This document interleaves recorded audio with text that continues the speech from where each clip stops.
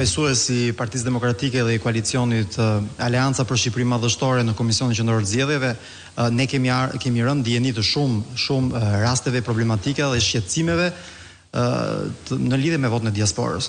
Që ditën e parë kur filloi procesi i përpunimit të materialeve zgjedhore dhe dërgimit të tyre nga stadiumi Feti Borova që është vënë dispozicion për KQZ-n për përgatitjen e këtij procesi, pati raste që unë dua ta theksoj nuk ishin raste sporadike, por probleme me zarfat, me zarfin A, me zarfin B, që ju e keni pasqyruar në raste të tilla, por problemi më i madh ka qenë me adresat.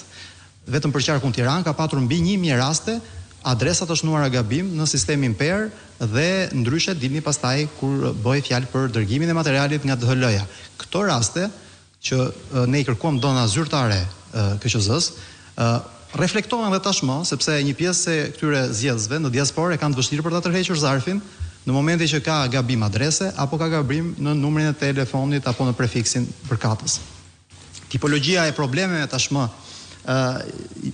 është e gjithanshme.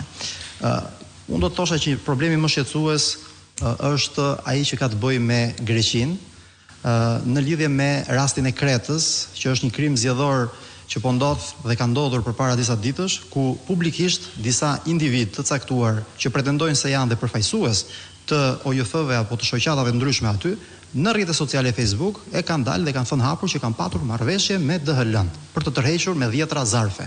Kështu lihet kuptohet nga ato postime dhe unë pres dhe ne presim që s'pak të ketë nisur tashmë hetimin kryesisht për këtë ngjarje, por dhe nëse nuk do ta bëjmë, Partia Demokratike do të dorëzojë kallëzim penal sa më parë, sepse nuk mundet që DHL-ja të nënkontraktojë këtë shërbim dhe të mos zbatohen standardet që duhet të zbatojë. Cilat janë standardet ligjore?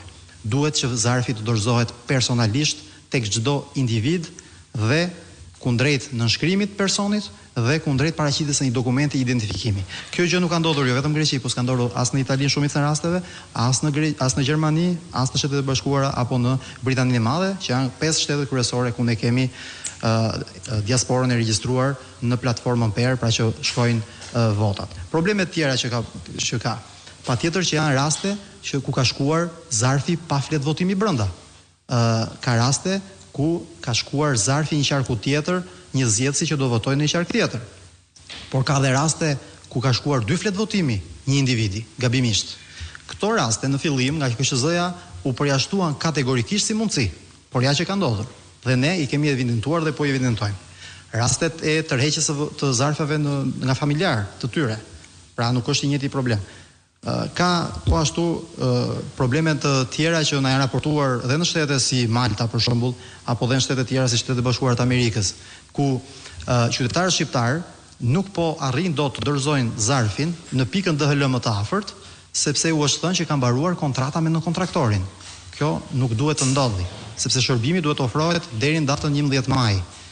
Kështu që është e vërtet ajo që tha dhe zonja Topalli, që edhe ne kërkojmë një sakrificë tjetër nga votuesit tanë diasporë, që të marrin mundimin nëse nuk i vjen shërbimi në shtëpi sikundër duhet ndodhte nga DHL-ja, të shkojnë në pikën DHL më të afërt për ta tërhequr zarfin nëse nuk e kanë bërë akoma, për të votuar sa më shpejt dhe për ta rikthyer në pikën DHL më të afërt në mënyrë që vota e tyre të vijë në territorin e Shqipërisë deri në datën 11 maj.